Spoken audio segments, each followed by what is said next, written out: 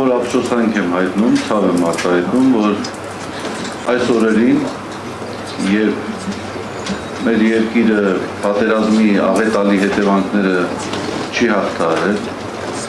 շարունակում է դիմակայել ծանրագույն անվտանգային փորձությունների, երբ տարածաշրջանում ուղղակի ընթանում են խիստ վտանգավոր զարգացումներ եւ այս օրերին էլ տարածաշրջանում տեղի ունեցող ռազմական բախումներ են բռնկվել, մենք ստիպված ենք զբաղվելու մի հարցով, որը ուղղակիորեն ներազգային կյանքում քայքայում եւ հիմնախնդիրներ է առաջանում։ Իհարկե որևէ տրամաբանական բացատրություն չեմ կարող գտնել նման անվտանգային սուր մարտահրավերների պայմաններում եկեղեցու դեմ իշխանությունների նախաձեռնած արշավի համար։ Սա իրապես խիստ ցավալի է եւ սա խոսում է մի իրողության մասին, ցավալի իրողության մասին, որ Հայաստանի իշխանությունները գործադիր իշխանության ղեկավարի կամ քաղաքացիական պայմանագիր իշխող կուսակցության ղեկավարի գլխավորությամբ լիարժեքորեն չեն պատկերացնում իրենց առաքելությունը եւ ուղղակիորեն փորձում են իրենց անմիջական պարտականությունները իրականացնելու փոխարեն արհեստական թիրախներ ստեղծել, կեղծ օրակարգեր ձևավորել։ Շատ ժամանակ չի անցել, երբ այդպիսի օրակարգեր քանիցս ձևավորվեցին։ Աղային բարեփոխումները, չգիտեմ, հիմա էլ անցել են եկեղեցական բարեփոխումների։ Ակնհայտ է բոլորիս համար, թե ինչ նպատակ է հետապնդում այս արշավը։ Արդեն պարոն Զոհրաբյանը արձանագրեց իր խոսքում, պատահական չի կարելի համարել նաև համընկումները այն թիրախների ընտրության մեջ, որը կատարում է իշխանությունը, համընկնումները ադրբեջանական քարոզչամեքենայի տարածած առաջնահերթությունների հետ։ Սրանք իհարկե պատահական չեն։ Որքան բարեմտություն ցանկանաց դրսևորել, միևնույն է այդ օրինաչափությունը նկատելի է։ Ես իհարկե կփորձեմ շատ համառոտ լինել, միայն ես ուզեմ համոզում արտահայտել, որ իրապես այլևս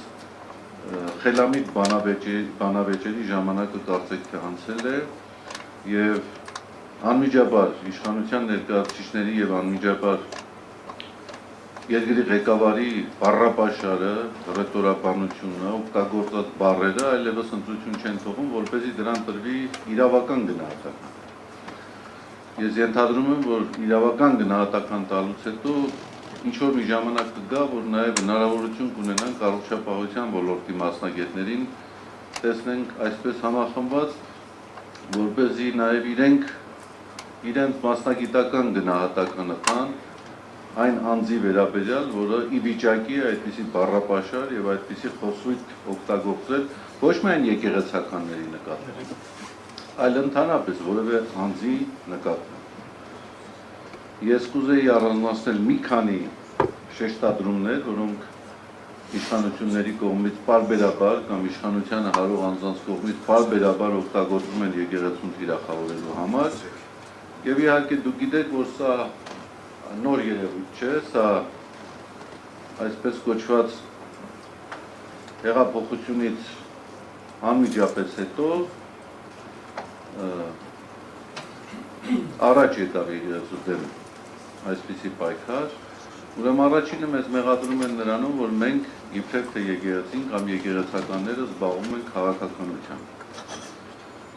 Սա բացարձակ սխալ մեկնաբանությունն է եկեղեցին պետությունից անջատվածության սկզբունքի, որովհետև իմ կարծիքով այդ սկզբունքը առաջին հերթին ներդրվել է իշխանությունների ոտնձգությունից պետությունը պաշտպանելու համար եւ ոչ թե եկեղեցուն կամ եկեղեցականներին հասարակական կյանքի կարևորագույն առանցքային իրադարձությունների վերաբերյալ իրենց դիրքորոշումը արտահայտելու վերաբերյալ։ Երկրորդը մեզ ասում են, որ դուք բավարար ջանքեր չեք ներդնում պատմամշակութային հուշարձանների պահպանության գործում։ Ես ստատիստիկա չեմ, վիճակագրություն չեմ ներկայացնի, միայն կարող եմ հորդորել, խնդրել ձեզ մի հատ ծանոթանալ, թե Հայաստանի Հանրապետությունում որքան պատմամշակութային հուշարձաններ կան, եթե չեմ սխալվում 24,000, եւ այդ 24,000-ից 18,000-ը պաշտամունքային նշանակության պատմամշակութային հուշարձաններ են։ Այդ պատմամշակութային հուշարձաններից պաշտամունքային նշանակության այսօր եկեղեցուն է հանձնված ոչ ավել քան 600։ Ուրեմն 600 հուշարձանների պահպանությունը նայեք եկեղեցու ոչ բավարար միջոցների պայմաններում եւ մնացյալի պահպանության որակին եւ մնացյալի նկատմամբ հոգատարությանը նայեք։ Ու ակնհայտ է, որ այս ոլորտում եւս պետությունը իր անմիջական պարտականությունները չի կարողանում իրականացնել, ու հասկանալի նաեւ պատճառները, որովհետեւ բավական ֆինանսական միջոցներ են ծախսում։ Ես ծանոթացա մշակույթի նախարարության վերջին հայտարարությանը, որտեղ որ մոտավորապես խոսում է 18 թվականից մինչև այսօր հուշարձանների պահպանության ոլորտում ծախսված գումարների մասին, որը չէր գերազանցում 5 միլիոն ամերիկյան դոլար։ Ուրեմն պատկերացրեք, 7 տարվա ընթացքում ընդամենը 5 միլիոն դոլար գումար է ծախսվել հուշարձանների պահպանության ուղղությամբ, երբ Մայրաթորի Մայր տաճարի շինարարական աշխատանքները, որը վերականգնողական աշխատանքները գերազանցել են 12 միլիոն դոլար ամերիկյան գումարը։ Այսինքն պարզ սա մի համեմատություն է։ Հուշարձանների պահպանության մասին խոսում են եւ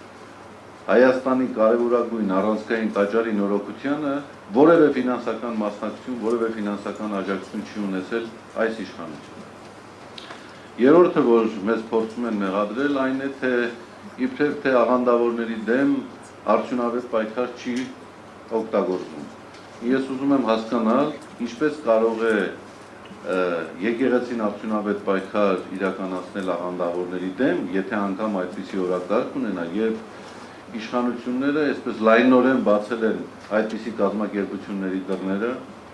ուղղակիորեն քաջալերում են այլասերության քարոզը, քաջալերում են կրոնական կազմակերպությունների կողմից իրականացվող մարդոսական գործողությունները, ու բավարար է դուք հյուսիսային պողոտայում 1-2 անգամ պտտվեք եւ կտեսնեք այդպիսի բազմաթիվ դեպքեր եւ դրվագներ։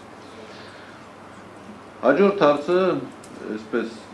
կուսակրոնության ուխտի հետ կապված տարածվող այս տեղեկատվությունն է։ Ինձ մոտ տպավորություն է ստեղծվում, որ Արցախը հանձնվել է այն պատճառով, որովհետև կուսակրոնները խախտել են իրենց ուխտը։ Կամ մենք կատարել ենք տարածքային զիջումներ, որովհետև կուսակրոն հոգևորականները չեն պահպանել իրենց կուսակրոնության ուխտը։ Ուղղակի զավեշտական է հնչում։ Ակնհայտ է, որ մարդը արհեստականորեն փորձում է ձախողումների համար մեղավորներ նշանակել։ Եվ իհարկե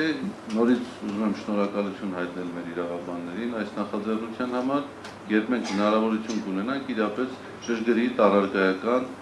գնահատականներ տալ, ախտորոշում կատարել ընթացող այս արշավի վերաբերյալ։ Շնորհակալություն։